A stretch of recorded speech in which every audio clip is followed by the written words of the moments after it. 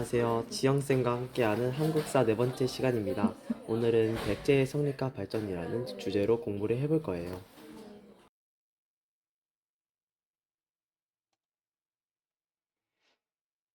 네, 오늘은 백제로 왔어요. 백제도 마찬가지로 우리 그래프에서 백제 왕들을 먼저 위치를 시켜보고 한 명 한 명 왕들의 업적을 공부를 해볼 건데요. 자, 우리 백제는 일단 누가 건국했죠? 이건 상식으로 알고 있는 거죠. 원조가 건국을 했죠. 자, 그리고 바로 이제 나라의 기틀을 만들어야 되겠죠. 그게 고이왕이고요. 자, 그리고 백제는 고구려보다 먼저 전성기를 맞아요. 그래서 근초고왕이 등장을 하고 침류왕이 등장을 합니다. 자, 그리고 이제 전성기 뒤에는 반드시 내려간다 그랬죠. 그래서 내려가서 위기를 한번 맞이하는데 이때는 누구 때문에 위기를 맞이했을 것 같아요? 이제 이때는 고구려가 전성기가 되면서 또 반대로 백제왕이 전사를 하게 됩니다. 그래서 이 위기를 또 극복하기 위해서 노력을 하겠죠. 그래서 극복하기 위해서 노력한 세 명의 왕이 등장을 할 거예요. 동성왕, 무령왕, 성왕이 등장을 할 거고, 여기서 이제 중흥이라는 것은 다시 좀 부흥을 시켜보겠다라는 의미입니다. 그래서 이제 어느 정도 올라왔지만 결국은 쇠퇴를 하게 되는, 그래서 고구려랑 비슷하면서도 조금 다른 발전 단계를 가지고 있습니다. 그래서 우리 백제도 고구려와 마찬가지로 8명의 왕을 살펴보도록 하겠습니다. 자, 그러면 우리 백제를 세운 온조왕은 어떤 건국 신화를 가지고 있는지 살펴볼 건데, 우리 고구려도 그랬듯이 백제도요, 토착 세력 플러스 온조는 위에서 내려온 세력이었어요. 그런데 온조가 고구려 출신이었다고? 자, 이 이야기 우리 지난 시간 고구려의 건국 신화로 다시 돌아갑니다. 자, 우리 이제 이 소선호에게 아들이 2명 있었는데 갑자기 숨겨뒀던 주몽의 아들이 찾아오면서 유리왕이 고구려 주몽의 뒤를 잇게 돼요. 그러면서 소선호는 어떻게 했죠? 우리 쿨했던 소선호는 두 아들을 데리고 새로운 곳을 찾아서 나라를 세울 곳을 찾아서 떠나게 됩니다.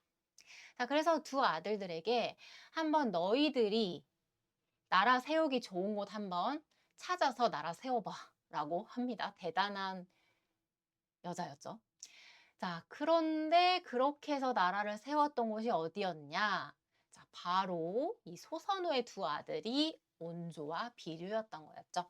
형이었던 비류는 오늘날의 인천 지역 미추홀에다가 나라를 세웠고, 온조는 오늘날의 한강유역 서울의 위례성이란 곳에 나라를 세웠대요. 그런데 이제 비류가 세웠던 곳은 바닷가다 보니까 농사가 잘 안 됐던 반면에 온조가 세웠던 땅은 강도 있고 농사도 잘 되고 그랬던 거죠. 그래서 결국은 이제 비류 세력을 온조가 흡수하면서 온조가 세운 나라가 승리를 하게 됐죠. 자, 이렇게 이제 건국 신화 속에서 무슨 뭐 고구려랑도 연관이 돼 있고 굉장히 탄탄한 스토리를 가지고 있는데 이게 실제였을까? 그런데 실제 그것을 뒷받침해 주는 유적이 있습니다. 자, 우리 이렇게 옛날로 갈수록 기록은 잘 남아있질 않죠. 그래서 유물 유적에 많이 의존을 한다고 했는데 이렇게 삼국시대에 이런 계통을 잘 보여주는 유적이 바로 고분이에요. 무덤이죠. 오른쪽은 지금 백제 초기의 무덤이고 왼쪽은 고구려의 초기 무덤이에요. 그런데 조금 다르게 생기긴 했지만 이렇게 계단식으로 쌓아서 만든 무덤이라는 양식이 되게 비슷하죠. 이렇게 비슷한 양식이 멀리 떨어진 곳에서 나타난다는 것은 고구려 출신인 온조가 백제 쪽으로 내려왔다는 사실을 뒷받침해주는, 그러니까 고구려랑 백제가 초기에 연관이 있다는 사실을 뒷받침해주는 무덤 양식이라고 할 수가 있습니다. 자, 이렇게 이제 이 온조가 세운 백제의 시작은 원래 여기가 마한이었잖아요. 마한의 여러 개의 나라 중에 하나로 시작을 하게 됩니다. 그런데 이제 이 실제로 이 한강 유역에 백제국이 남아 있었느냐라는 것도 실제로 남아 있는 흔적들이 있는데 바로 이쪽입니다. 자, 우리 왼쪽 사진 한 번쯤 봤죠? 여기 어딜까요? 롯데타워예요. 롯데타워, 뭐 롯데월드, 잠실 야구장 있는 이쪽, 이 잠실 일대가 흔적들이 남아 있고요. 지금 이제 이 사진을 보면 이쪽 아파트 사이로 토성의 흔적이 보이죠. 이쪽이 이제 위례성으로 추정되는 곳이라고 생각을 하면 되겠습니다. 자, 이렇게 백제가 작은 나라로 시작을 했는데요. 고이왕 때 중앙 집권 국가의 기틀을 만들기 시작합니다. 자, 이제 여기서부터 조금 멘붕이 오기 시작할 거예요. 왕위 세수, 영토 확장, 율령 반포, 지난 시간 고구려에서도 나왔는데, 자, 이런 생각이 들었다면 여기서 좌절하지 말고요. 자, 여기서부터 이제 삼국시대 공부하는 방법 선생님이 알려줄게요. 자, 이렇게 백제 고이왕도 고구려의 어떤 왕들하고 비슷한 업적을 갖고 있어. 그러면 이 고이왕을 공부할 때 고구려에서는 누가 이거 했지? 반드시 한 번씩 짚고 가요. 그러면 좀 더 기억에 남겠지. 자, 우리 고구려 좀 복습을 들어가 볼게요. 자, 고구려 왕이 세습, 왕이 부자 상속해준 사람 누구였어요? 태조왕이었죠. 그 다음에 영토 확장한 사람 누구였어? 광개토대왕 좀 생각나죠? 그다음에 율령반포 누구였어요? 소스리왕이었죠. 각각 다 다른 사람이 했네요. 네, 이제 백제는 고이왕이 다 했다고 돼 있지만 이거는 이제 100% 진실로 다 믿을 수는 없어요. 그런데 어쨌든 고이왕 때 이렇게 기틀을 마련했다고 돼 있고 여기 이제 관등제라고 돼 있는 것은 관리들의 등급을 매겼다. 높은 관리부터 낮은 관리까지 등급을 매겼다라는 뜻입니다. 자, 이렇게 이제 고이왕 때 틀을 딱 만들어서 백제는 4세기가 되면 전성기를 맞이하게 됩니다. 자, 우리 고구려, 백제, 신라 각각의 전성기 지도 세 개가 굉장히 중요하다고 했어요.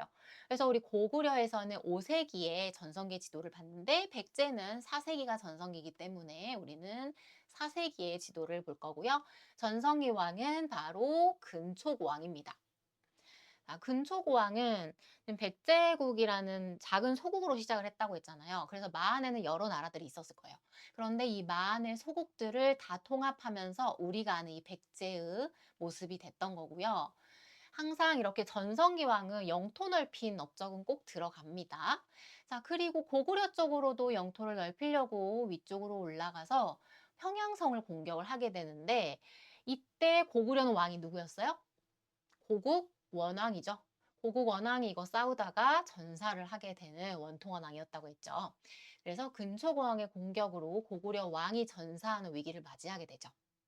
자, 그리고 이러한 자신감을 바탕으로 근초고왕은 주변의 남쪽에 있는 나라들하고 친하게 지냈어요. 중국의 동진이라는 나라, 그리고 가야, 외 이렇게 이어주는 남쪽의 해상 교역권을 형성하면서 굉장히 교류도 활발하게 했던 왕 중에 하나였어요. 자, 그런데 여기서 동진이란 나라가 나오는데 우리 작년에 나 세계사 되게 열심히 공부한 것 같은데 동진이 생각이 안 난다? 나 생각이 안 나는 나라다 하면 뭐야? 무슨 시대였다는 얘기죠? 자, 바로 우리 고구려 백제 신라 삼국이 있었던 시기는 중국에서도 삼국시대였어요. 삼국시대 그리고 동진은 지금 이쪽에 있잖아요. 자, 이 시기 어떤 시대였어요? 위, 진, 남북조 시대였죠.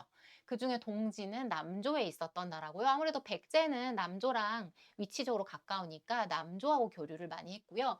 그 남조랑 교류를 했던 흔적들이 이 남조의 유물들이 백제에서 많이 나오고 있어요. 자, 그리고 백제 같은 경우는 일본하고도 되게 우호적인 관계를 맺고 있었는데 그것을 보여주는 유물이 바로 유명한 이겁니다. 이거 뭘까요? 칼이죠. 칼인데 가지가 몇 개 달렸어요? 6개? 양옆에 6개 있고 여기 몸통까지 7개. 그래서 이 칼을 칠지도라고 부르는 멋진 칼인데요. 이거 실제로 무기로 사용하려고 만든 것 같지는 않죠. 자, 이거 일본의 칼 박물관에 이렇게 전시가 돼 있는데요. 굉장히 일본에서 소중히 하고 있는 유물인 것 같죠. 자, 이것은 칼 앞면 뒷면에 글자가 새겨져 있는데요. 칼 앞면에는 이렇게 백제가 일본에게 선물하려고 굉장히 공을 들여가지고 철을 이용해서 칠지도를 만들었다라는 기록이 있고 뒷면에 직접적으로 백제의 왕세자가 일부러 외왕을 위해서 만들었다 이렇게 나와 있어요. 그래서 이제 이 글씨를 통해서 백제가 일본에게 선물한 칼이구나. 그리고 둘이 사이가 되게 좋았구나라는 것을 보여주는 건데 지금 일본을 제후국의 왕이다라고 표현을 한 것으로 봐서 백제가 더 위에 있었다라는 것도 알 수가 있겠죠. 그래서 칠지도라는 유물. 우리 이렇게 고대 국가로 갈수록 유물 되게 중요합니다. 자, 이렇게 백제는 근초고왕 때 전성기를 맞이하고요. 침류왕 때가 되면 동진에서 불교까지 수용을 합니다. 자, 우리 불교 수용왕 나왔네요. 고구려에선 누구였죠? 소수림 왕이었어요. 자, 그런데 5세기가 되면서 고구려는 광개토대왕 장수왕의 등장으로 전성기를 맞이하게 되죠. 자, 특히 장수왕의 업적 뭐였죠? 평양으로 천도하고 남진 정책하면서 백제가 가지고 있었던 한강유역을 차지해버리죠. 자, 이 한강유역은 백제의 수도였단 말이지. 그런데 여기를 함락당했어요. 거기다 이번엔 반대로 백제왕이 전사를 당했어요. 계로왕 전사당했어요. 계로왕으로 외웁시다. 자, 이렇게 위기를 백제가 이번에는 맞이를 하게 된 거고 수도까지 함락을 당했으니 졸지에 수도를 옮겨야 되겠죠. 자, 그러면 내가 백제 왕이라면 고구려한테 지금 수도 뺏겼는데 어디에다 수도를 옮길 것 같아요? 여전히 고구려는 힘이 세거든. 그러면 고구려로부터 방어가 쉬운 곳으로 옮기겠죠. 그래서 좀 산도 있고 방어가 쉬운 지역으로 옮겼는데 오늘날의 공주시 당시 이름으로는 웅진이라고 합니다. 그래서 이게 뭔가 주변에 산도 있고 해서 방어가 쉬운 곳으로 옮겼다고 합니다. 자, 이렇게 웅진으로 천도하고 나서 백제에서는 그래도 열심히 해보고자 하는 왕들이 3명이 나옵니다. 그래서 아까도 얘기했듯이 중흥, 백제를 다시 부흥시켜 보자라는 목적으로 3명의 왕들이 이어달리기를 하고 있어요. 선생님, 이거 백제 중흥 3명의 왕들 공부할 때 너무너무 애정하는 그림이거든요. 너무 잘 표현을 했어요. 일단 3명의 왕들은 동성왕, 무령왕, 성왕이지. 백제 위기를 극복하기 위한 목표가 뭐였어요? 지금 바통에 왕권 강화라고 적혀 있어요. 왕권 강화라고 쓰인 바통을 동성왕부터 쥐고 이어달리기를 하고 있는 모습인데요. 자, 그런데 동성왕이 그만 돌뿌리에 걸려 넘어졌어요. 그런데 바통은 놓치지 않았죠. 무사히 무령왕에게 전달을 했고요. 무령왕은 성왕에게 전달을 하게 되죠. 그런데 동성왕, 무령왕, 성왕으로 갈수록 왕이 덩치가 커지고 있습니다. 훨씬 더 강해 보이죠? 자, 그러면 이 지금 그림이 어떤 것들을 상징하고 있는지 3명의 왕들의 중흥 노력을 한번 살펴볼게요. 자, 동성왕 같은 경우는 아직은 좀 힘이 약하잖아. 지금 너무 백제는 위기에 처했고 고구려는 세죠. 자, 이렇게 삼국시대의 특징이 뭐냐면 고구려, 백제, 신라 중에 한 애가 세지면 나머지 둘이가 손을 잡아요. 즉, 고구려가 힘이 세니까 동성왕은 신라랑 손을 잡죠. 그런데 어쨌든 다른 나라기 때문에 그냥 손을 잡는다는 것은 언제든지 배신을 당할 수 있거든. 그런데 아주 끈끈한 동맹이 있어요. 그게 바로 뭘까요? 우리 유럽에서도 되게 유행을 했던 건데 절대왕정 배울 때 혼인동맹입니다. 신라랑 혼인동맹을 맺어서 이제 가족관계처럼 끈끈하게 만드는 거죠. 자, 그런데 동성왕이 이렇게 왕공강화를 하려다 보니까 누가 싫어할까? 귀족들은 왕이 세지는 거 싫거든. 그래서 결국은 귀족한테 암살당해요. 그래서 돌뿌리에 걸려 넘어지고 있는 거죠. 자, 그런데 무사히 바통을 넘겼기 때문에 무령왕은 더욱더 왕권 강화를 위한 강력한 정책들을 하기 시작을 하는데 그 대표적인 정책이 22담로 설치입니다. 이거 좀 어려워서 잘 안 외워져요. 근데 22담로라는 게 뭐냐면 지방의 주요 지역의 22곳을 담로라는 행정구역으로 만들어 놓고 여기다 왕족을 파견하는 거예요. 뭐 하려고? 지방의 귀족들 감시하려고. 그래서 왕권 강화를 위한 노력 중에 하나라고 생각을 하면 되겠습니다.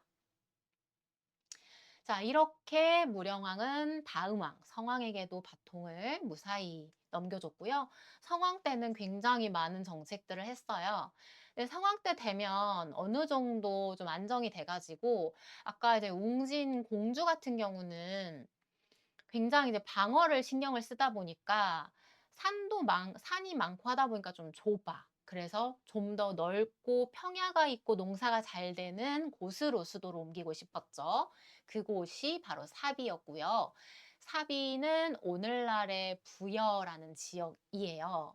그리고 나라 이름도 백제라고 하면 아이고 저 약한 나라들 이런 이미지가 있다 보니까 남쪽의 부여라는 이름으로 남부여라고 했대요. 자, 여기서 이 부분에서 굉장히 우리 고구려 배울 때, 여러 나라 배울 때 우림이라는 친구가 굉장히 날카로운 질문을 했어요. 여러 나라 부여하고 지금 있는 그 부여라는 지역하고 무슨 관련이 있어요라는 질문을 해가지고 선생님이 깜짝 놀랐거든요. 우림이가 엄청 오래 열심히 공부하고 있거든. 자, 이거 그래서 선생님이 나중에 백제할 때 나와라고 했었는데요. 여기서 드디어 나옵니다. 자, 이 부여랑 여러 나라의 부여는 완전 관련이 있습니다. 자, 그러면 지금 여기서 남쪽의 부여라고 했잖아요. 이 부여가 그 여러 나라의 부여를 말해요. 근데 부여라는 나라는 실은 여러 나라 때 왕도 있고 되게 강한 나라였거든. 부여랑 고구려는 강한 나라였잖아. 그러니까 부여하면 이미지가 강한 나라라는 이미지가 있는 거지. 그래서 우리는 남쪽의 부여야 하면서 근데 부여랑 관련도 없는데 남쪽의 부여라고 하면 안 되겠잖아. 근데 따지고 보면 주몽이 부여에서 내려와서 고구려 세웠고 또 고구려의 원조가 내려와서 백제를 세웠으니까 부여랑도 연관이 되는 거지. 그래서 이제 사비라는 나라, 그 사비라는 지명이 현재 이제 부여라는 이름이 됐고, 심지어 백제의 왕족들은 성이 부여시예요. 부여시. 부여가 성이에요. 그래서 이렇게 부여가 완전히 관련이 있어요. 자, 그래서 뭔가 이제 나라를 전체적으로 강한 이미지로 만든 다음에 여기가 이제 실제 당시 천도를 했던 사비 지역이고 평야가 있어서 되게 농사가 잘 되는 곳이었어요. 요 행정구역도 좀 정비를 하고 중국 남조랑도 돈독하게 교류를 하고 한 끝에 드디어 원수를 갚을 날이 왔어요. 한강 차지할 날이 왔어요. 근데 혼자 사기는 조금 아직 힘드니까 신라랑 힘을 합쳐 가지고 한강을 되찾는 데 성공을 합니다. 그래서 한강의 상류는 신라가, 한강의 하류는 성왕이 이렇게 반씩 갖게 되는 드디어 성공을 합니다. 자, 그러나 점점점. 자, 그 다음 이야기는 다음 시간으로 이어집니다. 우리 그 다음에 어떻게 됐을지는 여러분들의 상상에 맡길게요. 자, 오늘 또 백제에 8명의 왕이 등장을 했는데 뭔가 고구려보다는 조금 수월한 느낌도 있었을 것 같아요. 또 우리가 백제의 후예이기 때문에 백제가 좀 더 익숙한 부분도 있었을 거고요. 자, 오늘도 인사 멘트를 다른 친구가 했어요. 오늘은 좀 지난 시간보다는 인사 멘트 친구가 좀 어려웠을 것 같기도 한데 선생님 이거 찍으면서 들어보면서 정말 아나운서 해도 되겠다. 목소리 되게 좋은 친구였는데요. 자, 오늘의 인사 멘트는 누구였을지 비밀 댓글로 달아주시고요. 좀만 더 공부해가지고 수업 시간에 만나도록 할게요.